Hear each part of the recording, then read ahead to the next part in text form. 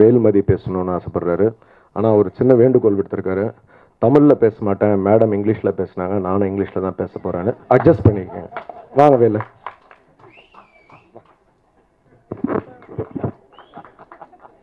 இல்லை, ஃபஸ்ட்டு நான் சொல்லிடுறேன், எல்லாத்துக்கும் வணக்கம் சொல்லிடுறேன் ஃபஸ்ட்டு. ஏன்னா ஃபார்மாலிட்டி நான் வணக்கம் சொல்ல தெரியல. ஃபஸ்ட்டு வணக்கம். என்னங்க எடுத்துன்னு வந்துட்டீங்க, சரி ஓகே.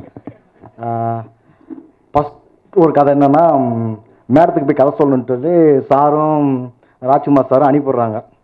சரி மேடத்தில் போய் காசு சொல்லணும்னா அவங்க நான் எப்படி எல்லா பசங்கிட்ட கேட்குறேன், மேடம் தமிழே தெரியாது, நீ என்ன அங்கே போய் என்ன பண்ண போகிறாரு. சரி ஓகே, நம்மளுக்கு இங்கிலீஷ் தெரியாது, சரி என்ன போய் சொல்லி பார்ப்போம் அப்படின்னு சொல்லிட்டு மேடம் ஃபஸ்ட்டு வந்து அங்கே போய் உட்காந்து சோஃபாவில் உட்காந்துருக்கேன். உள்ளேருந்து வராங்க, பார்த்தே முடிவு பண்ணிட்டேன். ரைட்டு, இப்போ ஃபஸ்ட்டு எடுத்துனே ஹாய் சொல்கிறதா வணக்கம் சொல்கிறதா, இதே எனக்கு பெரிய பிரச்சனை. ஹாய் சொன்னால் இங்கிலீஷில் பேச ஆரம்பிச்சிடுவாங்க, வணக்கம் சொன்னால் ஒரு தமிழில் வருவாங்களோ அப்படின்ட்டு நான் சிரிக்கிறேன். வாங்க வாங்க அப்படின்ட்டு ஹாய் அப்படின்னு அவங்க உட்காந்தாங்க. என்ன கதை அப்படின்னு அதை ஆரம்பித்தாங்க. நான் சரி நம்ம அதுக்கடி என்னெல்லாம் நம்மளுக்கு பேச தெரியாது, ஸ்ட்ரெயிட்டாக கதைக்கு போயிடும் அப்படின்னு சொல்லிட்டு, மேடம் அண்டாவை காணோம். அதாவது ஒரு காலையில் ஒரு நம்ம தேனி மாவட்டத்தில் வந்து, தேனி மாவட்டம்னா வந்து அவங்க அவங்களுக்கு எங்கேனே தெரியாது, தேனி கலாச்சாரம் தேனா ஏன்னா திமுறில் பண்ணிட்டாங்க. ஆனால் உள்ளுக்குள்ளே இன்டீரியராக சில விஷயங்கள் நமக்கு அவங்களுக்கு தெரியாது. இந்த மாதிரி தேனி மாவட்ட ஏரியாவில் வந்து புதூர்னு உள்ளே இருக்க ஒரு கிராமத்துக்குள்ளே விடிய காலையில் 5 மணிக்கு ஒரு அண்டா காணா போகுது. அந்த அண்டா காணா போனது கிடைச்சா இல்லையான்றது அதோடைய கதை அப்படின்னு சொல்லிட்டு லைன் சொல்லிட்டு ஃபஸ்ட்டு சரி லைன் ஓகே, நீங்கள் உள்ள ஸ்கிரிப்ட் சொன்னால் ஃபஸ்ட் ஆரம்பிக்கிறேன். சும்மா சாரான்னு போயிட்டே இருக்கேன். அவங்க அப்படி சைலண்ட்டாக சிரிச்சுக்கிட்டே இருக்காங்க. அப்போ தான் தெரிஞ்சு அவங்க எதையும் புரியலன்ட்டு. ஆனால் நான் சொல்கிற மூஞ்சி பாவனையை வச்சு இது என்னமோ சொல்கிறேன் ரைட்டு, ஆனால் இது ஏதோ நல்லா வர மாதிரி தெரியுது. ஆனால் அவன் கேட்குறேன், இது திமிரோட நல்லா வருமா? அதை மேடம் அதை தாண்டி பயமாக வரும். அது அங்கே ஏன்னா அவங்களை எப்படியாவது கைட் பண்ணி உள்ள ஒன்று, ஏன்னா 7 வருஷமாக எந்த படமும் நடிக்கல அவங்க. சரி எப்படியாவது அவங்களை கைட் பண்ணி உள்ள ஒன்று. ஏன்னா ஜேஎஸ்கே சார் என்ன சொல்கிறாரு, ஏன்டா ஒரு படத்தில் எத்தனை பேர் மொத்தம் நடிக்கிறாங்கன்னாட்டா நான் சொல்கிறேன், இல்லை சார் ஒரு ஊரேன்றேன். ஊரேவா? ஊரேன்னா எவ்வளோ? 300 பேர் சார்ன்றேன்.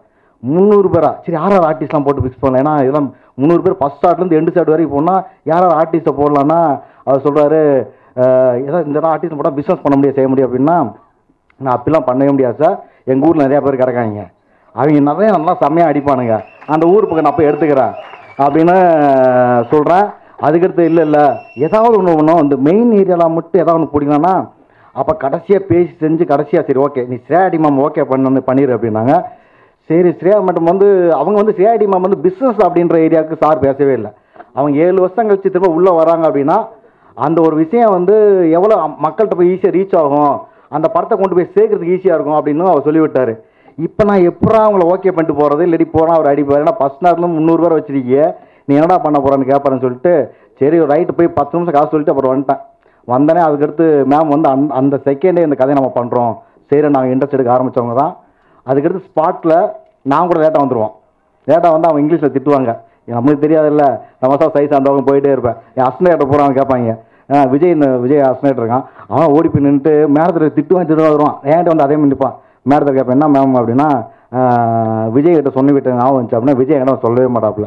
நம்ம அவசரம் ஷூட்டிங் பண்ணி போயிட்டு இருப்பேன். அப்புறம் ஒரே ஒரு சீன் எனக்கு ஒன்று ரொம்ப பிரச்சனை இருந்துச்சு. என்னன்னா ஒரு 4 பக்கத்துக்கு வரிசை டயலாகு, சிங்கிள் ஷாட்டு, 3 நிமிஷம் சிங்கிள் ஷாட்டு. மேடம் வந்து ஃபுட்டாக அவங்களுக்கு தமிழ் நம்ம தேனிஸ்லாம் எப்படி பேசுவாங்க, அவங்களுக்கு ஒன்றுமே தெரியாது. சரி உட்காந்து ஏதோ படிச்சுக்கிட்டே இருக்காங்க, படித்தாங்க வேலை முடிஞ்சு போச்சு. அதுக்கு ஷூட்டிங் ஸ்பாட்டில் உட்காந்து ரொம்ப எமோஷனலான சீனாச்சு. ஆனால் இவங்க ஹெட்ஃபோனில் பாட்டு கேட்டுக்கிட்டு இருக்காங்களே அப்படின்னு சொல்லிட்டு எப்போ பார்த்தாலும் ஹெட்ஃபோனில் பாட்டு கேட்டுக்கிட்டே இந்த மாதிரி இருந்தாங்க. எனக்கு ஒன்றுமே புரியல. நான் விஜயை கூப்பிட்டு கேட்குறேன், விஜய் என்ன ஹெட்ஃபோனில் பாட்டு கேட்டுருக்காங்க, சீன் இது எமோஷன் சீனாச்சு, இது என்ன அப்படின்னா அப்போ தான் தெரியுது. நான் ஷார்ட் வச்சு ஷார்ட் ஓகே பண்ணுறோம், ஸ்டார்ட் பண்ணுறோம் 3 நிமிஷம்.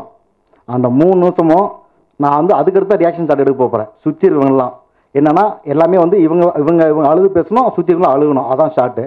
ஸோ அதுக்கடுத்து சுற்றி இருக்கவங்களுக்கு நான் ஷார்ட்டே வைக்கல. ஆனால் அந்த ஊரில் சுற்றி இருந்தவங்க எல்லாமே அழுக ஆரம்பித்தாங்க அந்த ஷார்ட்டில். லென்த்து அதாவது அது 3 நிமிஷம் டயலாகு, எல்லாமே அழுக ஆரம்பித்தாங்க. அப்போ நான் கட்சோடம் இல்லை, கட்சோடம் நான் மைக் எடுத்துகிட்டு கீழே போட்டு எழுந்துச்சு வெளியில் போயிட்டேன். கேமராமேன் வந்து அப்படியே கேமரா விட்டு அவன் எழுந்திரிச்சு அடி போயிட்டான். ஒரு கிட்டத்தட்ட 1 hour ஷூட்டிங் வச்சு நடக்கல. இவங்க மட்டும் சென்டரில் உட்காந்துருக்காங்க, மற்றவங்க எல்லாம் அழுது அடி போயிட்டாங்க. ஸோ அப்போ தான் பார்த்தேன் ஒருத்தவங்க வந்து பெர்ஃபார்மன்ஸோடைய லெவல் எந்த ரேஞ்சு போகிறாங்க. இத்தனைக்கு அவங்களுக்கு வந்து அந்த கலாச்சாரமே தெரியாதானா ஒரு நடிகையாக ஒரு ஆர்டிஸ்ட்டை எந்த அளவு பண்ணணுன்ற விஷயம் வந்து அந்த ரேஞ்சு பண்ணியிருந்தாங்க. ஸோ அதுக்கு என்ன முதல்ல பாராட்டிக்கிறேன். அதுக்கடுத்து ஜேஎஸ்கே சார் என்னை எவ்வளோ பயமாக அசிவசமாக திட்டுவார். ஆனால் 3 வருஷமா என்ன சொல்லுவார் அவர் ஏப்போ டைலாக் என்னை பற்றி சொல்லியிருக்காரு. 3 வருஷமா அவர் கூட தான் இருந்திருக்கேன். எந்த ஒரு தயாரிப்பாளரும் சரி ஒரு படத்தை எடுத்துட்டாங்கன்னா சீக்கிரம் டே ஓகே நீ முடிஞ்செல்லாம் கிளம்பு அப்படின்லாம் வைக்க மாட்டார். அவர் எனக்கு தெரிஞ்ச அண்டாவகனா ஒரு 20 தடவைக்கு மேலே பார்த்துருப்பாரு. ஒவ்வொரு தடவையும் பார்க்குறப்ப எங்களுக்கு கூட கண்ணுக்கு அந்த இது விஷயம் தெரியாது. க்ளீனாக பார்த்து இது என்ன இது ஏன் இவ்வளோ நல்லா வந்திருக்கா, ஏன் இந்த படத்தை இதை மட்டும் விடுற, இவ்வளோ நல்லா வந்து இதையே விடுறேன்னு சொல்லிட்டு நாங்கள் பார்க்க மாட்டோம். அவர் கரெக்டாக பிடிச்ச அந்த கேள்வி கேட்குறப்ப நான் அஸ்னேட்டரை பார்ப்பேன். ஏன்னா நம்ம மேலே தப்பு இருந்தாலும் நம்ம என்ன பண்ணுவோம், சீனை போட்டு லைட்டாக அஸ்னேட்டரை பார்த்தா ஏன்டா கரெக்டாக பார்க்கல நீங்கள் அப்படின்னு அவங்கள பற்றி திருப்பி விட்டுறல அந்த லைட்டை திரும்புவேன். ஏன்னா அந்த மாதிரி அதான் சொன்ன அந்த மதுரைக்கு சொல்லிட்டு போனார் பேயின்னு. அதாவது வேலை பார்க்குறதுல வேலை பார்க்குறதுன்னு ஒன்று, வெறித்தனமாக வேலை பார்க்குறது ஒன்று. நான் போய் தூங்கிட்டு இருப்பேன். தூங்கிட்டப்ப இவர் ஃபோன் அடிப்பாருன்னா இன்னும் நீங்கள் தூங்கலை அப்படின்னா உனக்கு பணத்தை போட்டால் நான் எங்கடா தூங்குறது அப்படின்னுவார். அந்த மாதிரி ஆனால் 3 வருஷமா இப்பயும் எனக்கு 2 அண்ணன், ஆனால் அவர் சேர்த்து 3ஆவது அண்ணன். ஸோ இதுதான் என் லைஃப்பில். அதுக்கு மேலே அவர் எப்படி பெருமையாக பேசுனேன்னு எனக்கு தெரியாது. இதான் உண்மை.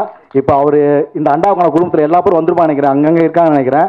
ஊரில் இருந்த வந்த எல்லா பேர்த்துக்கும் என்னுடைய ஃபஸ்ட்டு என் பெரிய நன்றியை சொல்லிக்கிறேன்னா இதில் நடித்த அவ்வளோ பேருமே உண்மையிலே சொல்கிறேன். நான் கண் கலங்கி இப்படி ஒரு பெர்ஃபார்மன்ஸ் பண்ணுற ஆர்டிஸ்ட் நான் பார்த்ததுன்ற ரேஞ்சில் நான் கண் கலங்கி அழுதுருக்கேன். ஸோ அவங்க எல்லாத்துக்கும் என்னோட மிகப்பெரிய நன்றியை சொல்லிக்கிறேன். அதுக்கு டெக்னீஷியன்ஸ் அதெல்லாம் என் குடும்பம் தான். ஒரு அங்கங்கே தனியாக பிரிக்கணும். இந்த குடும்பம் இந்த ஊரில் சொல்லுவாங்க ஏன்னா டேய் ஒரு குடும்பம் பாரு, அந்த குடும்பம் எப்படி வாழ்க்கை வாழ்கிற பாரு, அதை பார்த்து நீ கற்றுக்கலான்னு வாங்க. அதே தான் திரும்ப சொல்கிறேன். ஒரு நாள் இந்த படம் ரிலீஸ் ஆகிற அன்னைக்கு இந்த அண்டாவுக்கான குடும்பத்தை பார்த்து இந்த குடும்பத்தை பற்றி அன்றைக்கி அண்டாவுக்கான ரிலீஸ் ஆகிற அன்னைக்கு நீங்கள் பேசுவீங்க, அன்றைக்கி நாங்கள் கேட்குறோம். ஏன்னா அதுக்கடுத்து இப்போ ஜேஎஸ்கே சாருக்கு இந்த குடும்ப சார்பா ஒரு மைக் வேலை செய்வேன். இந்த எங்கள் குடும்ப சார்பாக ஜேஎஸ்கேக்கு ஒரு நினைவு பரிசு நாங்கள் எங்கள் குடும்ப சார் அண்ணன் ரவி கொண்டு சார். அது என்ன அண்டாவே கொண்டு வந்த மாதிரி கொண்டு வந்துக்கிறீங்களா பாருங்க. ஸோ இந்த நேரத்தில் எனக்கு வேல்மதி ஒரே ஒரு வார்த்தை இங்கிலீஷ் பேசணும். அவர் இந்த எப்போ பார்த்தாலும் இந்த ட்விட்டரில் இருக்கீங்க, ஃபேஸ்புக்கில் இருக்கீங்க, அப்படி என்னது சார்னாரு. நீயும் ஒரு நாள் ட்விட்டர் அக்கௌண்ட் ஆரம்பிப்பான்னு. அந்த ட்விட்டர் சொல்லு இருக்கட்டும், அதை ட்விட்டர் சொல்லுப்போம் சார். சும்மா சொல்லுப்பா. இல்லை மெட்ராஸ் கிறிஸ்டின் காலேஜில் படிச்சுட்டு தமிழ் வாசத்துலேயே தான் இன்னும் வாழ்ந்துக்கிட்டு இருப்பேன். எனக்கு அதனால பிரச்சனை இல்லைங்க. ட்விட்டர்ன்னாரு. என்னையா ட்விட்டர்ன்ற நீ அப்படின்னு. ட்விட்டர்னா